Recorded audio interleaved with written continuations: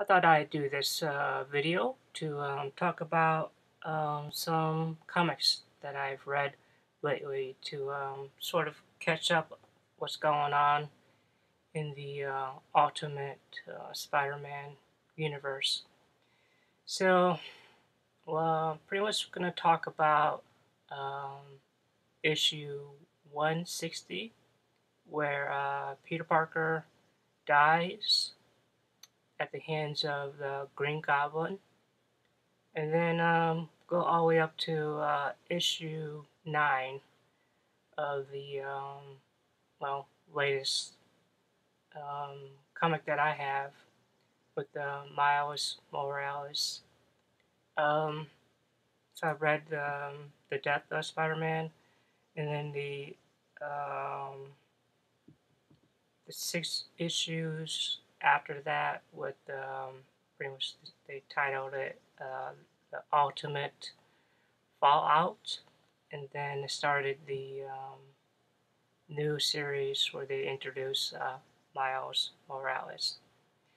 And I just want to give my thoughts about the change in the character and the overall feeling that I have about Spider-Man dying um, in the Ultimate Universe. So we'll start off with issue 160, where Peter Parker dies, and it was a pretty brutal battle with the Green Goblin, and I guess if there's a way to end it, Peter Parker's life, that would have been the best way, I guess. And now here's my cat. Um, it kind of sucked, of course. I think the way it was written was, perfect, I guess. Um, Brian Bendis always does great with his writing, so um, like I said, the best way to end the story or the character would have been that way. You know, um, to me, the Green Goblin is like the ultimate villain, one of my favorite villains in the Spider-Man comics, both with the normal universe, like in Amazing Spider-Man, and in the Ultimate universe. Um, artwork is great, as always. Um, but yeah, it did suck to see him die, and I think the way they did it with the drawings, the writing, it all pretty much showed how um, emotional they were. So it worked.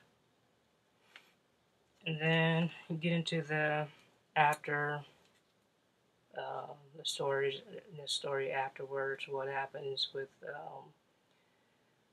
Aunt May and Gwen Stacy, how they react, and pretty much how everybody reacts to the, the death of Spider-Man. So these issues, number 1, number 2,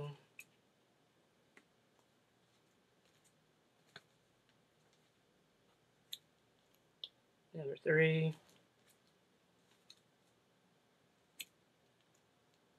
number 4, number 5, and number 6.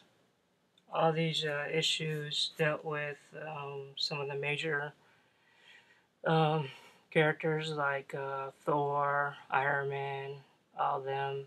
They pretty much share their thoughts, or they share their worries in these issues. They had pretty much a little story with Nick Fury of Shield.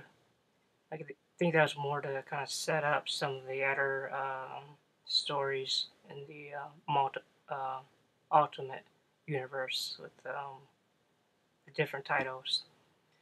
Um, so that kind of um, sets up the new story arc with Miles Morales. It kind of gave closure to the death of Peter Parker, even though it's hard to um, say goodbye to him. Um, so starting with one, it shows more with Miles' character. Kind of give you more of an introduction, even though you're kind of given a glimpse of him fighting against the kangaroo uh, villain. Uh, so they didn't really elaborate with that too much with the issues 1 through 6 of that Fallout storyline. But with these, with the 1 and 2 of this, 3,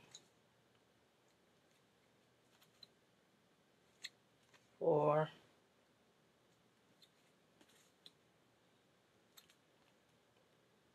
5, 6,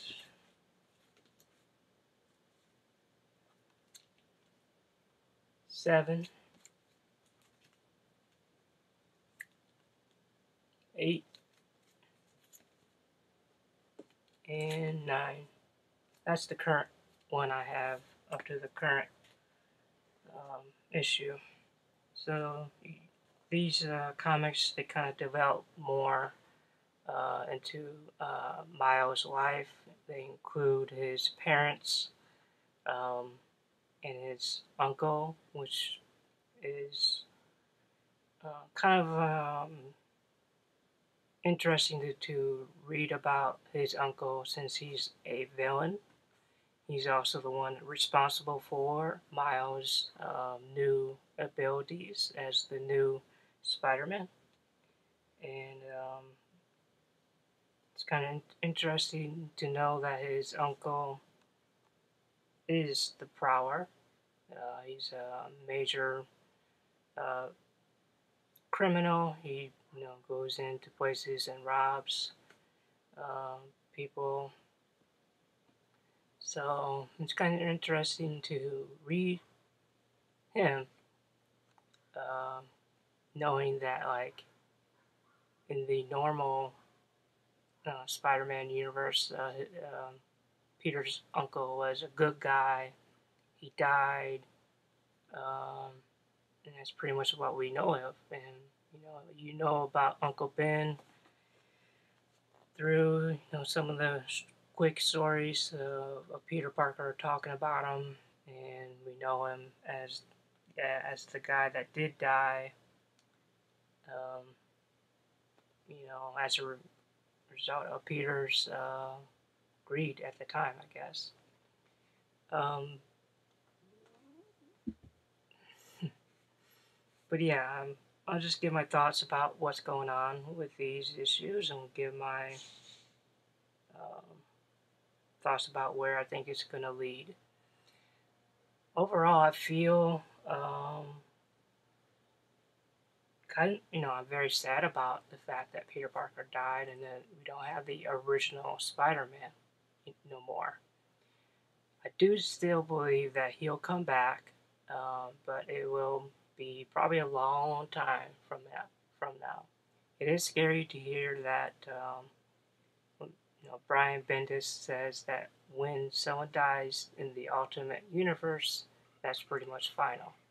But I still believe after a long time from now, hopefully, he'll come back. He'll come back from the dead. It's happened before, with Superman, and I'm sure there's a lot of heroes out there that have come back to life.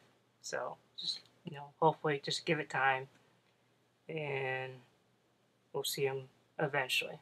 But for now, I do like how the storyline is going on with Miles. I think that's very interesting, and I do still feel.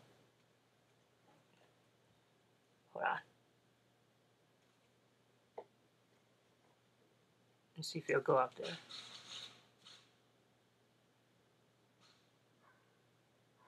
And I still feel that.